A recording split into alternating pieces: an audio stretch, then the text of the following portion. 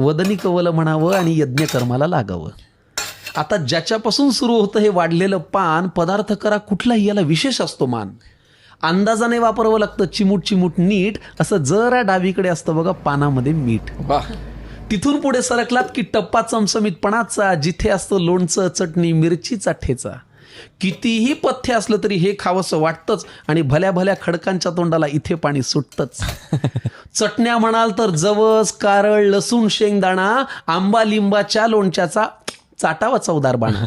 हा ठेचा आयुष्यात जेवढ्या खाल अनुभवाची साठवण होते, पण ताटातला पोटात जास्त गेला की सकाळी मात्र आठवण होते. क्या बात आहे. आता जिच्यासाठी चाले सगळा प्रपंच, धंदा, नोकरी, पानाच्या अगदी मधोमध ती पोळी आणि भाकरी. गोल गोल